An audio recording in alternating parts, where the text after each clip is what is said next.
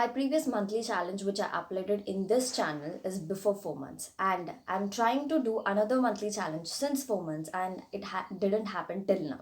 And why it didn't happen, and now what made me do this, and what all things I changed to make that challenge to happen at the end. Let's check out. Hello everyone, I am Rupa. Welcome back to my channel, Shift Study Studio. Today I'm gonna talk about this challenge, particularly about revising every single day for almost 60 days. It's been more than 60 days because it's been 4 months. I've been since trying to make this challenge, but I tried it so many times.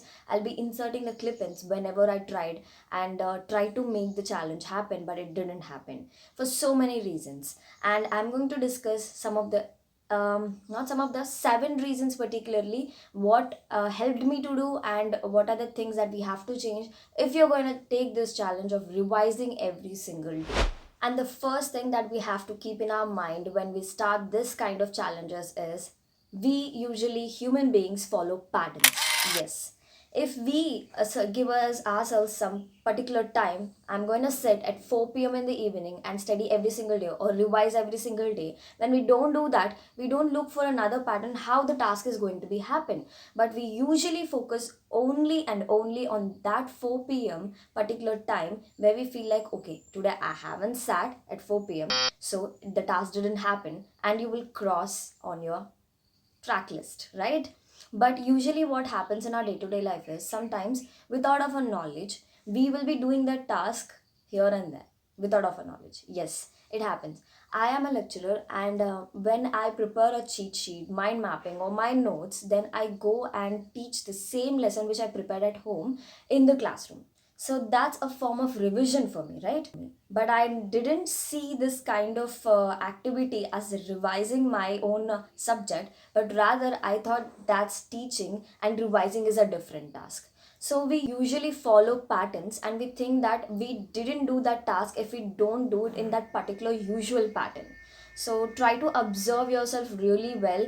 Are you doing in a different pattern or in a usual pattern? Whether you're doing it or not, at the end of the day, that matters. After school or college, coming home, then checking your to-do list or just listing out your homework and studying each and every subject for almost 6 to 7 subjects every single day, then again revising all the 6 to 7 subjects, a huge task now.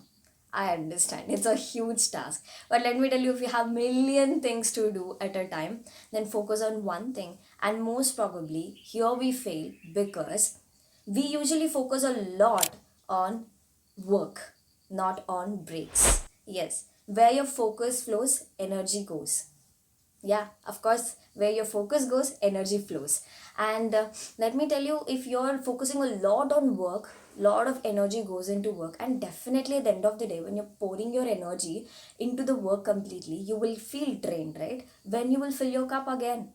So not work, take your break seriously for 45 minutes if you're working, and if your alarm starts sounding after 45 minutes, then try to take that 15 minutes break freaking seriously. Go to your mom, talk to her, drink some coffee, or take a walk, a blissful meditation. That can also help. So, yeah, take your break seriously and see the change. You will really feel refreshed to start your second round of studying or revising again. Okay, this is a steady tip by the way. Your alarm sound truly matters. Now, my alarm sounds are different for different tasks. I have wantedly arranged such kind of sounds because even the sound of your alarm can sometimes motivate you. And if you play such kind of alarms, I if I get any kind of sound, I'll try to play it right now, and applause, or for few members it can be very traditional sounds like om, and might be any other song. Just decide by yourselves what suits you, and what suits for your study time. That can also motivate you to start studying. Shift your intention and attention from failures or a point where you broken or you broke your habit and you gave up for a moment that I'm not gonna do it. It's not my cup of tea right now. It happens, but after 3 months, have you ever faced such kind of situations? You again feel like, okay, chalo, let me start again. if you don't keep starting every time when you break your habit or gave up or failed and keep trying, then how will you get that frequency, vibration and wavelength that you have to maintain to succeed? Okay, success in one attempt, which is what we all want, by the way, but it is not possible all the time, right? But success in one attempt actually depends on how much experience you have on that particular task. And experience comes with n number of failures and mistakes that you have done while doing that task or performing that task, right? And one more thing also I want to mention, not only handling your failures, but you have to handle yourself while you fail, and this will help you to learn the frequency, vibration or the wavelength that you have to maintain if you have to feel successful or succeed in that particular task. Okay, now the rest of the 4 points are completely related to revising, and the fifth one that I'm going to talk right now is about how to revise. Revise in the manner where your interest lies, how your interest lies. See, how your interest is, sorry. So, well, now I want to say, if you like making mind mapping, if you like to read in digital notes or want to make your digital notes, or if you want a podcast, yeah, that's a great idea. If you want a podcast, then you can just record yourself while reading and just listen to it while you're traveling. So that can be a great idea. However you feel comfortable or where your interest lies, try to revise in such way. There's no particular manner, particular way where you have to revise in only such way, right? How you can remember, do it that way, because every student is not same kind, right? Few people can remember better only when they listen while explaining. Few people can remember better when they listen to it all by themselves in silence. Few people can remember better when they read it out loud. Few people can remember it better when they read it in silence. It depends on a personality, how a student can remember and their mindset. So how you can do it, just do it. For me, it's art. By the way, for me, I love art, note making, I love cheat sheets, mind mapping. So however it is, while I'm revising, I revise it, close a book and try to make an artwork of that. I just done. If you have time, do it. But if you don't have time, you don't need to waste a lot of time on artwork and note making and cheat sheets and mind mapping. By the way, I prefer mind mapping a lot because it helps you a lot to revise while you have exams. This is something very similar to patterns that I've said in the first point, but I'm going to talk about formats that we are usually taught in our schools and colleges. Well, revising through reading impacts a lot. I know that, and we all know that, by the way. So let me tell you, we usually have this format of first listen, then read, then write. Yes or no? And then later, after we make our notes, we have to go through it and revise it. But why can't we try some different pattern that actually format that actually suits us? For me, the best format that suits me is this.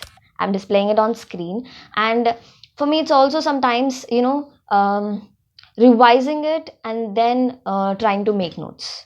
First, going through the textbook, read it, listen to it, and then revise it, then make notes. So just try to make your own kind of format which suits you better. And one more thing, try to just try this format which suits me.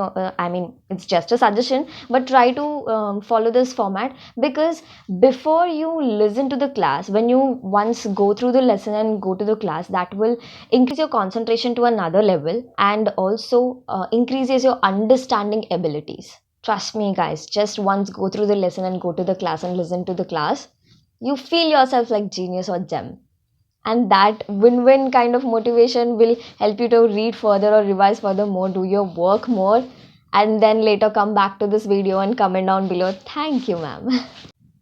Revising can give you your dream memory power. If you're dreaming for a genius memory power, want to be like that, or want to be really not like robot 2.0 2.0, I mean, but if you have some kind of goals where you want to sound like genius, or want to at the end enter into the room and just solve the problem and make yourself feel like, oh, I'm genius, but let me tell you, revising can give you that. It can increase a lot of command on the subject and help you to recognize little minute mistakes what other people are doing in the subject. Revising Can give you so much that no other activity in studies or study tips can give you. Revising is gem quality. Let me Tell you, it's a gem quality. Try and revise every single day. Don't target all the subjects. Rather, target one subject which you feel like revising. Target one chapter from one subject. Okay, this week I'm gonna revise the seventh chapter from biology and start revising the whole chapter for a whole week. And on the eighth day, just look at your own performance. Let me tell you, even if you don't revise for every single day, at least if you keep doing this one week, one chapter revision, then before your exams, your performance will be really enhanced compared to the previous performance in your previous exam. One thing that took a lot of time for me to complete this challenge is this one thing. First thing is, of course, patterns. I didn't recognize the pattern. I thought I have to sit at particular time and revise, only that's when I'm completing my challenge. But yeah, I'm revising every single day. I didn't follow the pattern, so I felt I was not doing it. But the second thing is, um, I was very unplanned with what I have to revise the next day. Very unplanned. So, this unplanning revision can also lead to breaking this habit after a while. You start revising every single day. So, let me tell you, if you want to take up this challenge and start revising every single day, then you have to be particularly focusing on one topic that you're going to revise tomorrow. You have to be ready, get ready, all your notes set up for tomorrow so that you're going to practice and revise this topic for the next day. So be specific, always be planned, particularly plan that what topic you're going to choose for tomorrow, and that should be always interlinking with the yesterday's topic. Yes, if it is a flow, nothing can beat your motivation to flow along with the challenge. But if it is not interlinking, then it can be tough for you to shift and shuffle from yesterday to today to tomorrow. So don't try to make it hard for you initially. Try to make you feel ease, so that easily you can flow with the challenge. Yeah, that's all I wanted to say in this video. If you like this video, please like, share, comment down below how you felt, how these tips are really helpful for you. And by the way, in between here and there, I'm gonna add so many clippings about how was my experience revising every single day. Clippings here and there, you can see along with the video as well. So I think I'm gonna do that. Okay, that's all. Stay energetic and stay focused all the time. Always keep coming back to this channel and keep sharing if it is beneficial for you. Bye.